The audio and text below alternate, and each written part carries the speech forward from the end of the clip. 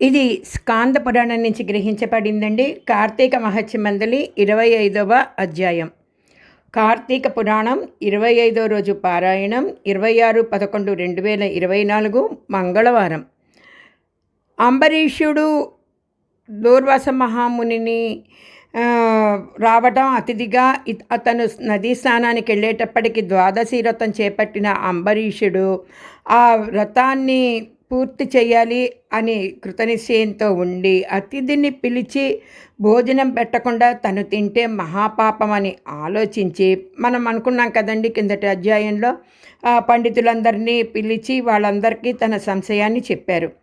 వాళ్ళు ఈ అధ్యాయంలో ఇలా చెప్తారన్నమాట. అంబరీష, నువ్వేమో పూర్వజన్మలో ఏదో కించిత్ పాపం చేశావు, కాబట్టే మేము ఎంత ఆలోచించినా కూడా దీనికి తరుణోపాయం దొరకట్లేదు.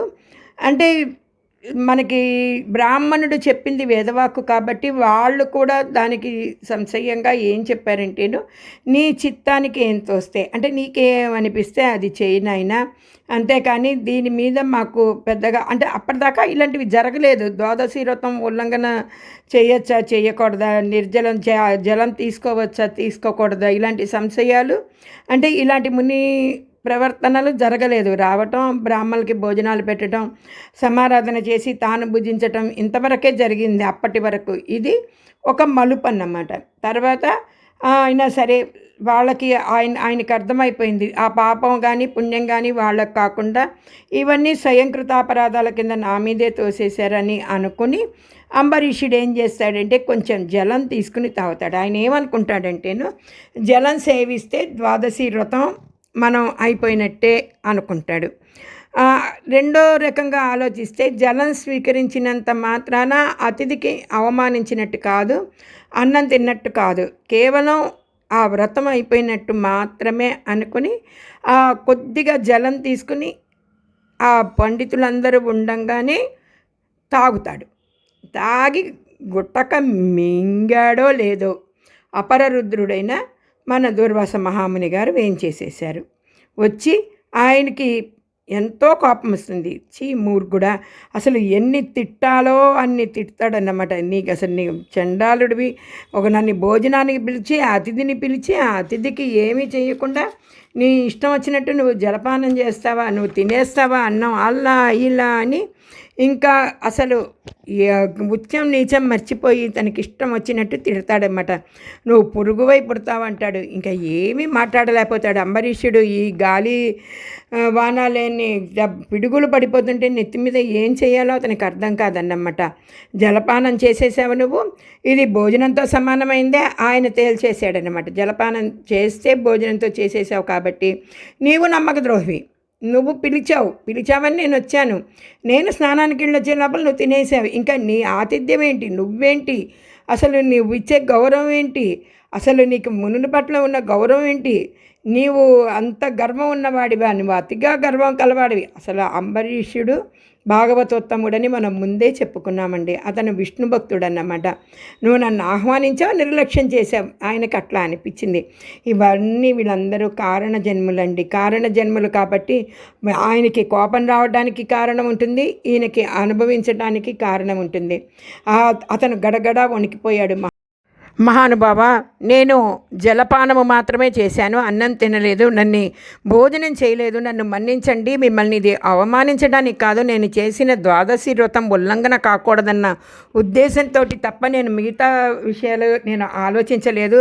ఇది నా మూఢత్వము, నన్ను క్షమించండి అని పాదాల మీద పడి అయినా కూడా దూర్వాస మహామునికి కొంచెం కోపం ఎక్కువ అని మనం అనుకున్నాం కదండి. ఆయన కోపం చల్లారపోగా ఇంకా ప్రజ్వలిల్లిందన్నమాట. ఇంకా ఏం శపించాడంటే, ఒక జన్మలో చేపవై పుడతావు, రెండో జన్మలో తాబేలై పుడతావు, మూడో జన్మలో నువ్వు పందివై పుడతావు, నాలుగో జన్మలో సింహానివై పుడతావు, ఐదో జన్మలో ఒక మరుగుజ్జువై పుడతావు, ఆరో జన్మలో ఒక కఠినాత్ముడైన బ్రాహ్మణుడిగా పుడతావు, ఏడో జన్మలో ఒక మూఢుడైన రాజుగా పుడతావు, ఎనిమిదో జన్మలో నీకు రాజ్యము సింహాసనం కానీ ఏమీ రాజ్యము సింహాసనం లేని ఒక రాజులాగా పుడతావు. తర్వాత 9వ జన్మలో ఒక పాషాఢ దేశానికి పాషాఢ మతస్థుడివై పుడతావు. 10వ జన్మలో ఒక కఠినాత్ముడివై పుడతావు అని అసలు అలా తన ఇష్టం వచ్చినట్టు తిట్టేస్తాడన్నమాట. ఇంకా ఏం చెయ్యాలో తెలియనట్టుగా తిట్టేటప్పటికీ మహావిష్ణువు ఊరుకున్నా ఆయన ఆయుధం ఊరుకోదండి.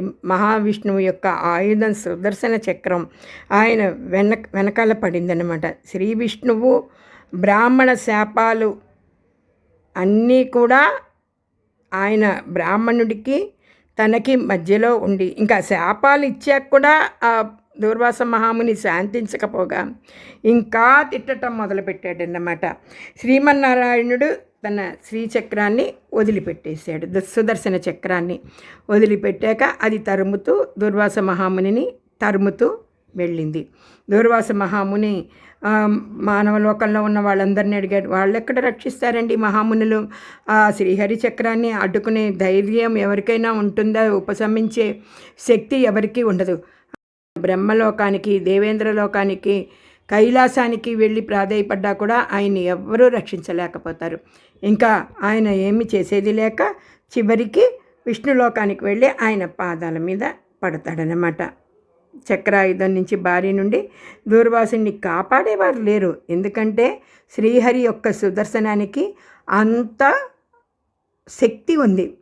అది భాగవతోత్తముల్ని సదా కాపాడుతూ ఉంటుంది. ఇది స్కాంద పురాణాంతర్గత వశిష్ఠ ప్రోక్త కార్తీక మహత్యమందలి 25వ అధ్యాయం. కార్తీక పురాణం 25వ రోజు పారాయణం సమాప్తం.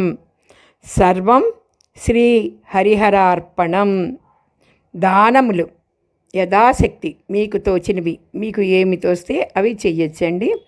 నిషిద్ధ పదార్థములు పులుసు, చారు వగైరా ద్రవ్య పదార్థములు.